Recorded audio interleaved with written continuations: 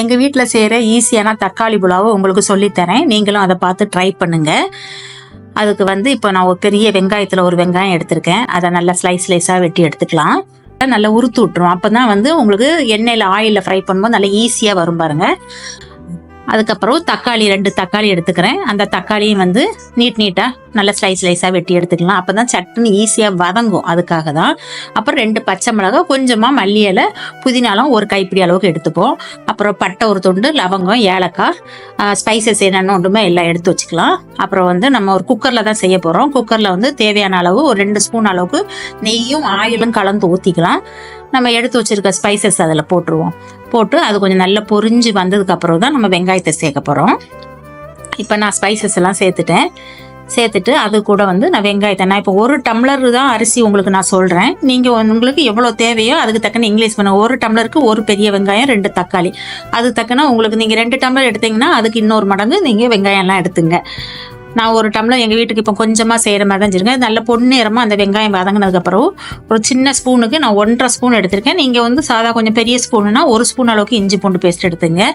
அதையும் நல்லா லைட்டாக வதக்கிட்டு அது கூட நம்ம எடுத்து வச்சுருக்க மல்லியும் புதினாலும் கலக்க போகிறோம். அதையும் தூக்கி போட்டுட்டு பச்சை மிளகும் போட்டு லைட்டாக ஒரு வதக்குவோம். அது ஆயிலில் நல்லா சேர்ந்து வந்ததுக்கப்புறம் நம்ம வெட்டி வச்சுருக்க தக்காளியை சேர்ப்போம். தக்காளியும் நல்லா மேக்ஸ் ஆகி அது கூட வந்ததுக்கப்புறம்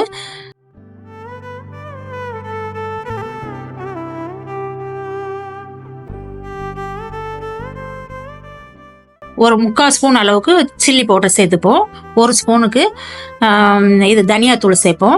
ஒரு 1/2 ஸ்பூனுக்கு கரம் மசாலா சேர்த்து நான் மஞ்சத்தூள் எதுவும் சேர்க்கலை. இதை போட்டு நல்லா லைட்டாக பிரட்டி எடுப்போம். அது ஆயிலில் நல்லா அப்படி பிரிஞ்சு வர நேரம் நம்ம ஒரு 1.5 ஸ்பூன் அளவுக்கு தயிர் சேர்த்துடலாம். அதில் அந்த தயிரும் சேர்த்து அதில் கூட நல்லா வதங்கி வரட்டு வந்ததுக்கு அப்புறம்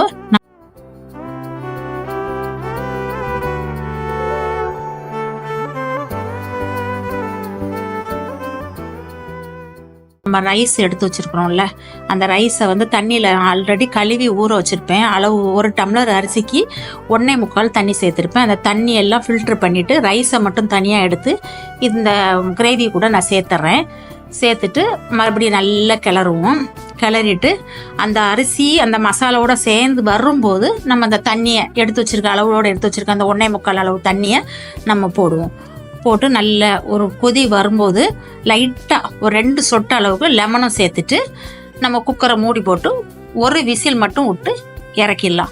ஸ்டவ்வை நம்ம மீடியத்துக்கு கீழே குறைச்சே வச்சுருவோம். அப்போ தான் நல்லா அழகாக வெந்து வரும். சூப்பராக இருக்கும். நம்ம அதுக்கு தேவையான அளவு உப்பும் போட்டுப்போம். நீங்கள் உப்பு பார்த்துங்க. நம்ம தண்ணி நல்லா கொதித்து வரும்போது லெமன் ஊற்றுறதுக்கு முன்னாடி உப்பு பார்த்துட்டு நீங்கள் லெமனை ஊற்றிட்டு அப்படியே குக்கர் மூடி போட்டு மூடிடலாம். அவ்வளோதான். சூப்பரான ஈஸியான தக்காளி புலாவு கிடைக்கும் பாருங்கள். எங்கள் வீட்டில் நான் ஈஸியாக செஞ்சுருவேன். வாரத்தில் ஒரு நாள் இதை செஞ்சுருவேன். நல்லா டேஸ்ட்டாக இருக்கும். இதுக்கு ஒரு 2 முட்டை வேக வச்சு தயிர் பச்சடி வச்சாலே போதும். நீங்களும் வீட்டில் இதே மாதிரி தக்காளி புலாவு செஞ்சு ட்ரை பண்ணி பாருங்கள்.